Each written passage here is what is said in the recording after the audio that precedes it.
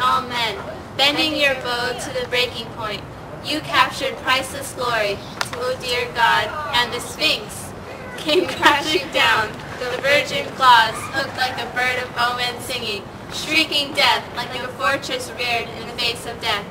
You rose and saved our land. From that day on, we called you king.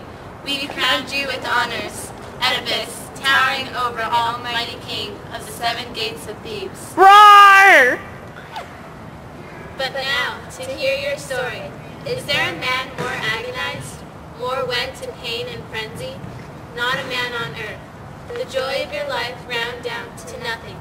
O Oedipus, named for the ages, one and the same wide harbor served you, son and father. Both son and father came to rest in the same bridal chamber. How could the furrows your father plowed bear you, your agony, hovering on in silence oh so long? But now, for all your power and time, all-seeing time has dragged you to the light, judged your marriage monstrous from the start. The son and the father tangling, both one. O child of Laius, would to God I never seen you, never, never. Now I weep like a man who wails the dead, and the dirge comes pouring forth with all my heart. I tell you the truth, you gave me life, my breath leapt up in you, and now you bring down night upon my eyes. Arg! Men and thieves, always arg in honor. What horrors you will see, arg, mateys! What a heavy weight of sorrow you will shoulder, arg! If you are true to your birth, if you still have some feeling for the royal house of Thebes, arg! Their ship is the worst, arg! I tell you, neither the arg waters of the Danube nor the Nile can wash away this place when such things, arg, arg, when such things, arg, the pains will inflict arg ourselves, hurt most of all. God knows we have pains enough already. What can you add to them? The queen is dead! Poor lady. How? By her own hand, but you are spared the worst. You never had to watch. I saw it all, and with the memory that's in me, you will learn what that poor woman suffered. Once she'd broken into the gate, dashing past us, frantic, whipped to fury, ripped her hair out with both hands, straight to her rooms she rushed, flinging herself across the bridal bed, doors slamming behind her. Once inside, she wailed for Laius, dead so long, remembering how she bore his child long ago. The life that rose up to destroy him, leaving its mother to mother living creatures with the very son she'd born. Oh, how she wept, mourning the marriage bed where she let loose that double-brood monsters. Husband by her husband, children by her tribe. And then, the how she died is more than I can say. Suddenly, Oedipus burst in, screaming. He stunned us so we couldn't watch her agony to the end.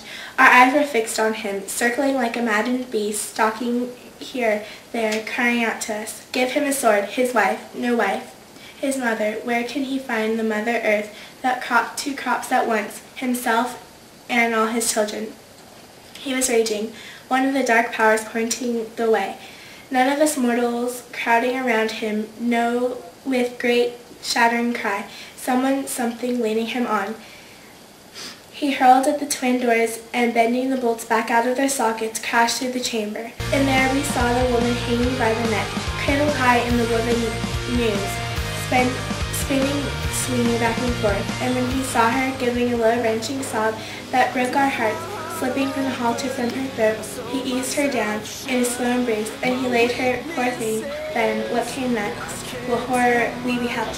He rips off her brooches, the long gold pins holding her robes, and lifting them high, looking straight up into the points, he digs them down with the sockets of his eyes, crying, You'll see, no more pain I've suffered, all the pain I caused. Too long you looked on the ones you never should have seen, blind to the ones you longed to see, to know, blind from this hour on, blinded in darkness, blind. His voice like a dirge, raging over and over, raising the pins, raking them down his eyes, and at each stroke, blood spurts from the roots, splashing his wound, a swirl of it, nerves and clots, black hail of blood, pulsing, gushing down.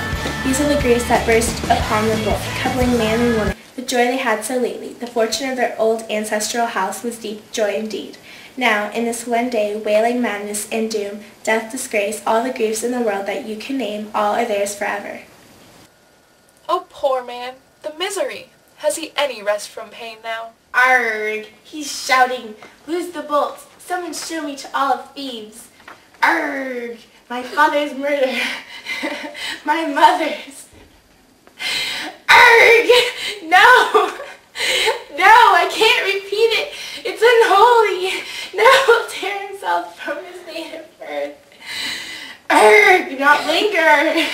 Curse Erg, the house with Erg, his own curse.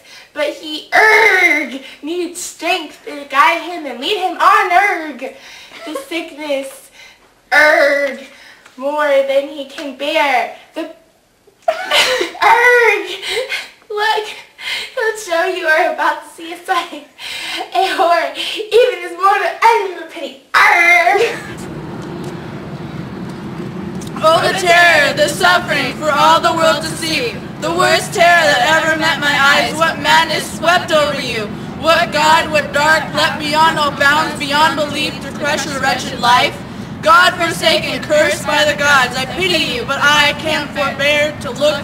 I've much to ask, so much to learn, so much fascinates my eyes. But you, I shudder at the sight.